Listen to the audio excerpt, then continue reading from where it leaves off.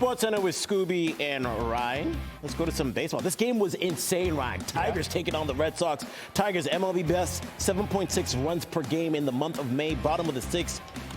Baez, with 2 on and 2 outs, down 4-3, goes yard. Tigers up 6-4. We go to the top of the eighth. Red Sox down 2 with 2 outs. David Hamilton says, I'm the Manilton.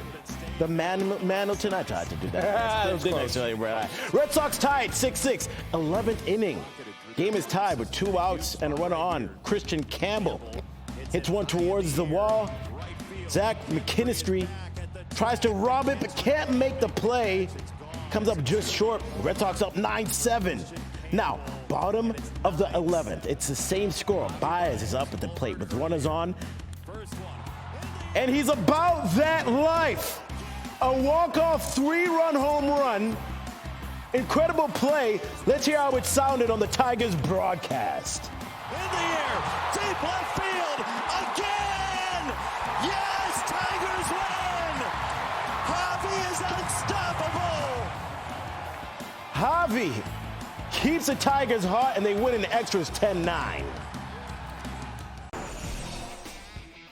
A historic decision today by Baseball Commissioner Rob Manfred reinstating the late Pete Rose and opening the door for the all-time great to be considered for the Hall of Fame. Rose, who died last year, was permanently banned from baseball more than 3 decades ago for gambling on the game.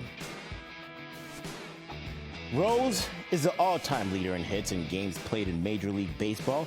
He won 3 World Series titles and was named the 1975 World Series MVP, while also being named an All-Star 17 times in his 24-year career.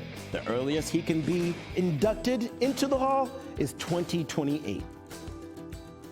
And now we welcome in senior MLB insider Jeff Passan to the show. Jeff, today's news effectively ends the ban that Rose accepted back in 1989. Reinstatement was always an option, so why did it take 35 years for it to happen?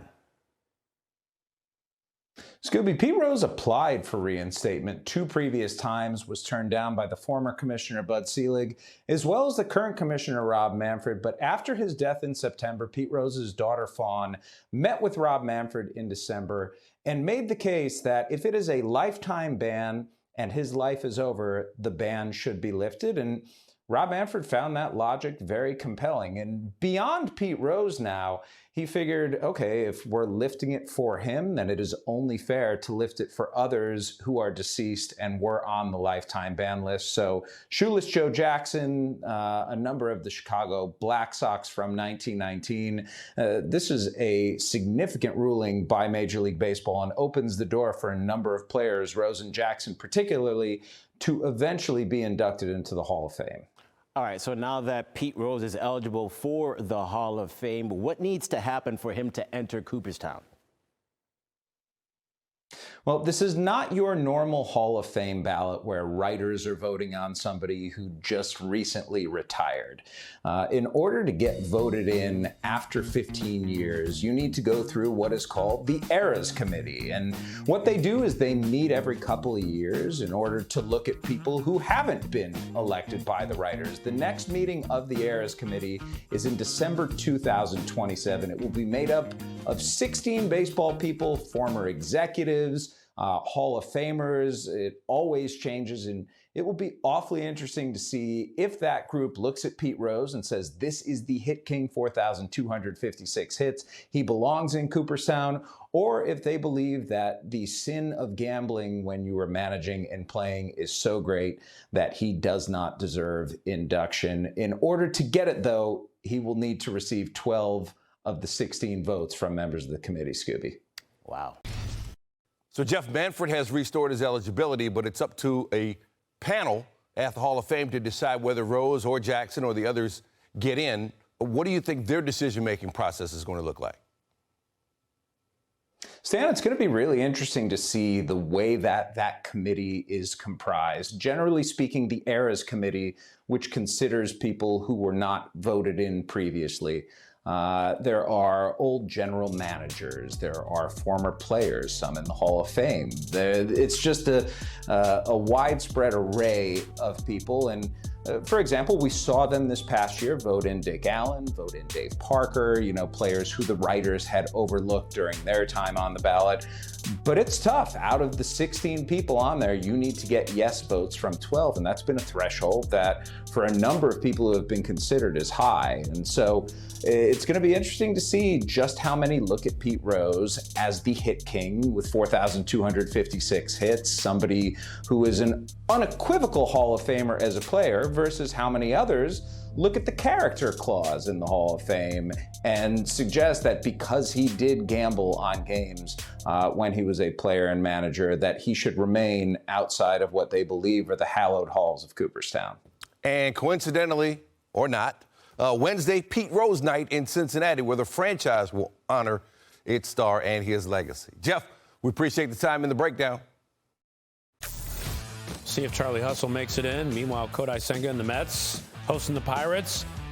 Guys are hitting .087 against Senga's ghost forkball. 23 of his 35 Ks coming on that ghost forkball, and it was on full display on Tuesday. Adam Frazier's like, oh, that's scary. I love the little ghost guy.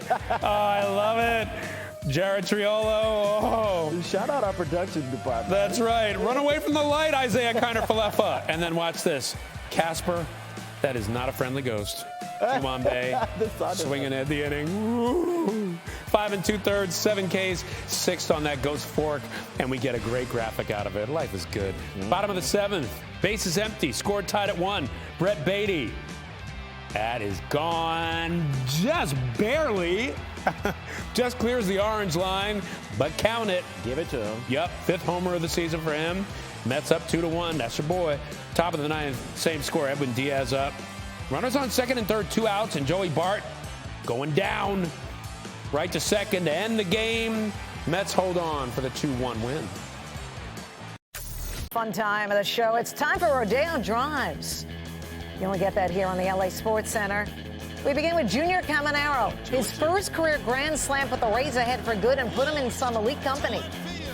Caminero joined Albert Pujols and Giancarlo Stanton as the only players in the expansion era aged 21 or younger to hit a go-ahead grand slam in the 9th inning or later. Congrats. Astros at home against the Royals. Bottom of the 9th, tied at 1. Isaac Paredes. That's deep to left and gone. Ball game over. Paredes' home run, the Astros' first walk-off homer of the year. First walk-off in his career, and they win 2-1. Padres Angels tied at 4 in the 9th until Fernando Tatis Jr. does that. A walk-off 2-run home run off of Kenley Jansen. Taking a look at that epic bat flip, as only Tatis Jr. can do. Padres win at 6-4 on the team's first walk-off of the season.